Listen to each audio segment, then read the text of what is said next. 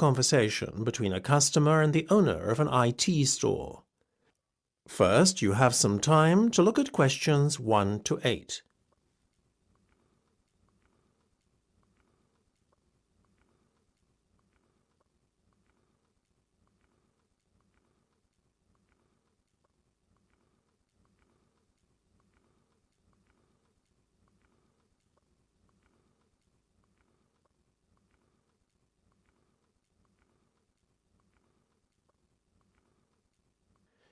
You should answer the questions as you listen, because you will not hear the recording a second time. Listen carefully and answer questions 1 to 8. So, before we go any further, can we just confirm what has been agreed so far, as it's starting to get a little complicated? Certainly. Tell you what, why don't I start to make out the invoice? Should I address it to you personally, or is there a business name you'd like me to use? We trade under the name Ben and Di Enterprises. Okay. Now, as you were talking to one of my sales reps to start with, I'm going to put him down as the contact on the invoice. That way, he'll get the commission on this sale, you see. His name was Rowan Laver, is that right? Rather peculiar name, but a lovely man. You almost got it. It's Rome, as in the city, and Laver, Laver. Your order number is 6589B521. You're paying in full, is that right? Yes. Okay. Today's the 4th of April, so we'll put a due date of the 10th on there. Now, do you remember your order details? Yes. First there was the filing cabinets. Of course, for a rate of £15 each. Didn't you order print paper as well? Yes, we're taking 20 glossy photo paper bundles. What's the unit price again? It works out at £20 per bundle and £400 in total. And Rome said we could do a deal on the software packages, isn't that right? Yes. Seeing as you bought 5 at once, we'll reduce the unit price to £100 from £120, leaving us with a total amount of £500. I needn't remind you that there is an additional fixed charge totalling £40 specifically for the software installation. Of course. So, getting to a total figure then including sales tax, 16% VAT is added on. That gives us £1,160 by my reckoning. By VAT, do you mean sales tax? Isn't that 10%? It's 25% on some products and 10% on others. We work out an aggregate figure and apply it to all goods sold. In this case, it was 16%, as I've mentioned. Fair enough. Before listening to the rest of the conversation, you have some time to look at questions 9 to 10.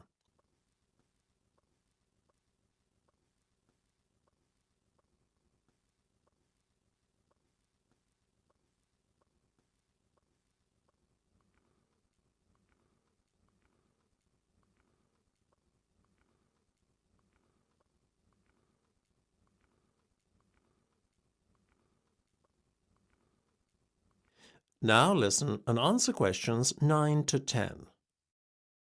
Listen, I know the due date isn't for a week, but do you mind if I write you out a cheque today? Not at all. You can make it out to me, Michael McCloskey. How do you spell that then? What, McCloskey? It's capital M C, capital C, Loskey. Got it. And how much should I make it out for in total? £1,500, please. £1,500? Yes, that's including my consultancy service fees. Oh, I almost forgot about that. Let me make a note here on the cheque. Includes consultancy fees. Now we're almost done. That is the end of part 1. You now have half a minute to check your answers.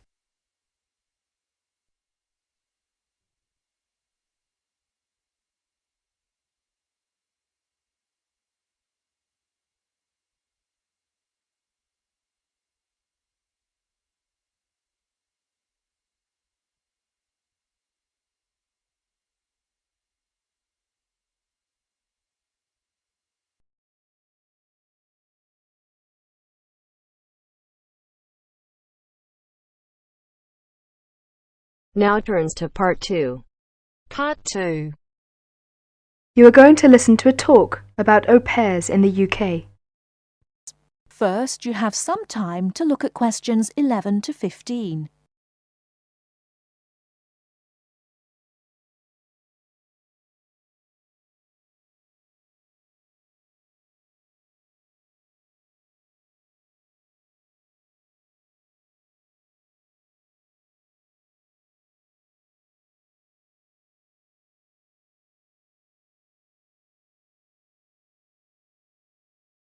Now, listen carefully and answer questions 11 to 15. What is an au pair?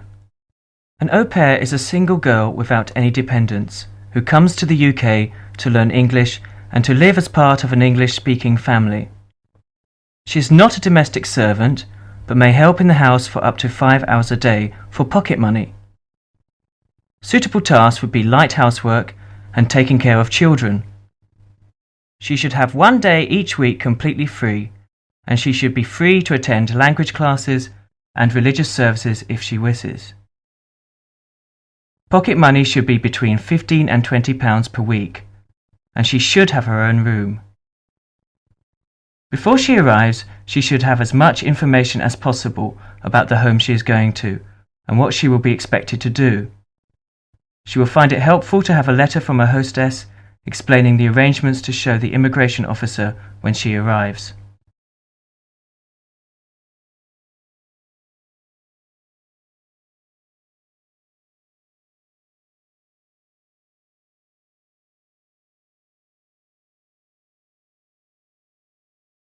Before you hear the rest of the talk, you have some time to look at questions 16 to 20.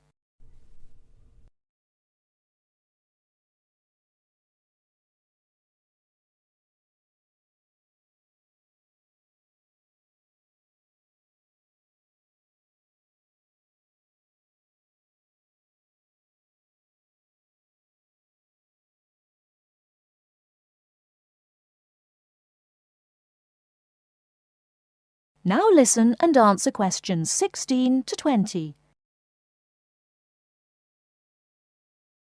An au pair must be a single girl aged at least 17 and no older than 27 when she first becomes an au pair. She must be a national of a Western European country which includes Malta, Cyprus and Turkey. The longest a girl may stay in the UK as an au pair is 2 years. A girl who has been in the UK before as an au pair will be allowed to come to the UK again as an au pair only if the total period is not more than 2 years. An au pair is not allowed to take a job in this country. The light household duties which are part of the au pair arrangement are not regarded as employment. An au pair who is a national of a country which is not in the Commonwealth or European Community EC, and who is admitted for longer than 6 months will normally have to register with the police. This will be shown in her passport. She must take her passport and 2 passport-size photographs to a police station. She will have to pay a fee, about £25. If an au pair wishes to stay longer than the time stamped in her passport, she may apply either by post to Luna House, Croydon, or in person at one of the public inquiry offices. If she applies by post, it is a good idea to send any valuable documents by recorded delivery post. She should apply before the time limit on her permitted stay runs out. She must show that the arrangements are still those of an au pair. She may change host families during her time in the UK, providing that the new arrangements are also those of an au pair. That is the end of part 2. You now have half a minute to check your answers.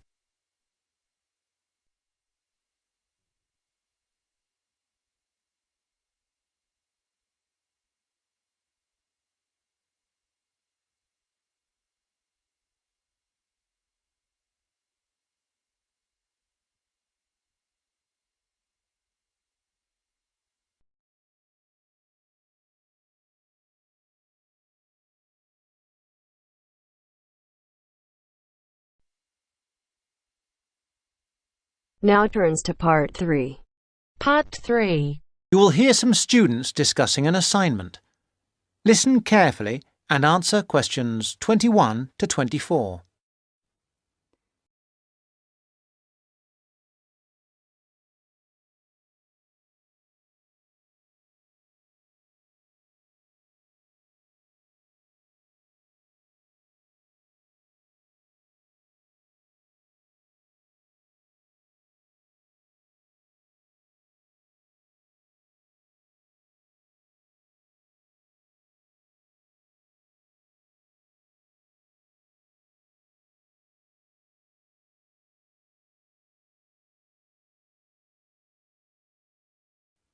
Well, Fiona, we certainly have a lot of work to do this weekend. I wish now I hadn't spent so much time on my other assignment. Don't say that. You did really well. 80%. Yes, but this is different.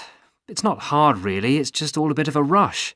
We had loads of time to get the other one right, but this one is all a bit pressured. That's what makes me anxious, despite the preparation we've done. You shouldn't worry. What could go wrong? Look, let's look through what we can do to make sure it's okay. Well, the main difficulty that's bothering me is about defining the terms of reference.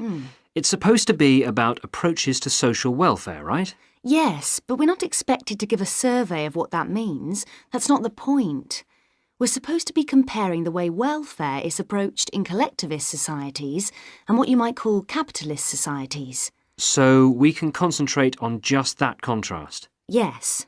The other thing that bothers me is that I'm not really committed to either view. Well, I have strong opinions of my own, but that's not supposed to colour my judgment. How do you mean? Well, what you write for this is supposed to be unbiased. It specifically says that you shouldn't give a personal view. But Professor Green has a personal view. Yes, but that doesn't mean that we have to agree with him, and I don't think we'll do any better if we do.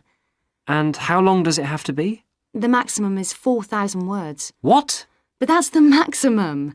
We'll probably end up with about 3, but at least 2,000 is the minimum. Shouldn't be a problem. OK.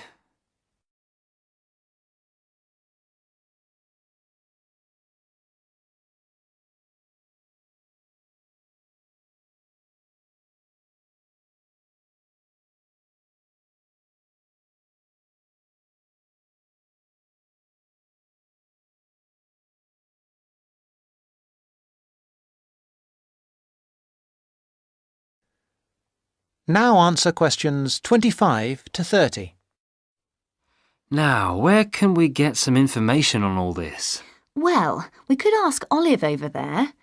Olive, you did this assignment last year, didn't you? Not this one exactly, but something similar. The most important thing is to get Professor Green's lectures on the welfare state. Is he good? Oh, very good. Didn't you know he was lecturing? No idea. Well, he is. He's at the Beckett building on Tuesdays. I think he's starting this week, so you'll be able to get the series of 6. He deals with the underlying philosophy as well as the economics of it all. It's at 10 a.m. I'd go myself, except that I have too much to do. And what about reading? I've got the reading list here. As usual, it has far more titles and references than we can possibly read in the time. I haven't even got a reading list. Where did you get that from, Mike? I got it at the welcome lecture. Oh, I wish I'd gone to that now. What you need above all is his own book called Welfare Economics. All the department know it and follow his approach. Oh, right. Good idea. Perhaps we don't need to go to the lecture if we have his book. No, I really do advise you to go to his lectures as well. Well, what was the full title of his book?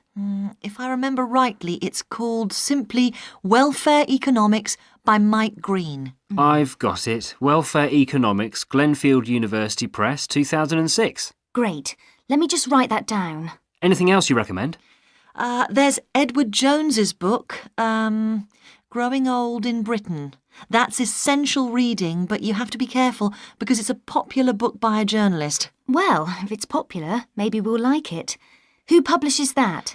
That's published by Rutland University Press in 2005. Well, that's very useful. I think it's Professor Green for us next. Right. That is the end of part 3. You now have half a minute to check your answers.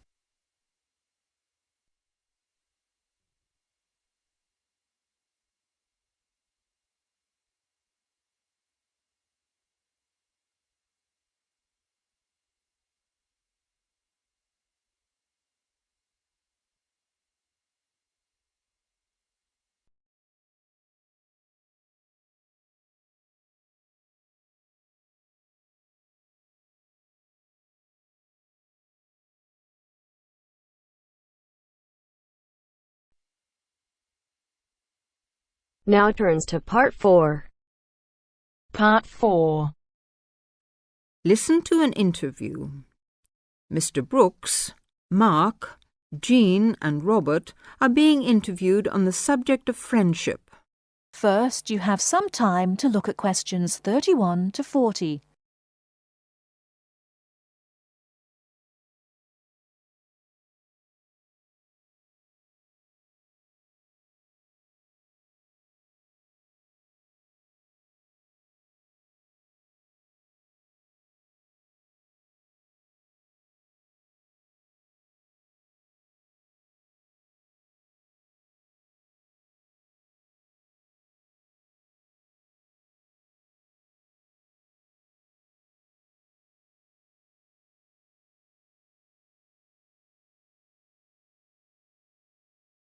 Now, listen carefully and answer questions 31 to 40. I consider friendship to be one of the most important things in life, whatever your status, married or single. I see too many lonely people around. A lot of us get so involved with material values, family problems, keeping up with the Joneses, etc., that we forget the real meaning of friendship. Which is what, according to you? They say a friend in need is a friend indeed, which is partly true. But a real friend should also be able to share your happy moments without feeling jealous. A good friendship is one where you can accept and forgive him, understand mood, and don't feel hurt if a friend doesn't feel like seeing you. Of course, honesty is an essential part of any relationship. We should learn to accept our friends for what they are. As a married man, do you find your friendship is only with other men? Of course not. Both my wife and I have men and women friends, thank goodness. Although family life is fulfilling, it isn't enough. Both my wife and I get tremendous satisfaction from our friends, married or single, male and female. And we both have our separate friends too. We'd get bored with each other if we had the same friends. You must have a full life. We certainly do. And as I say, our friendship gives us a lot of pleasure. After all, friends should not be people with whom you kill time. Real friendship, in my opinion, is a spiritually developing experience. I've never had a lot of friends. I've never regarded them as particularly important.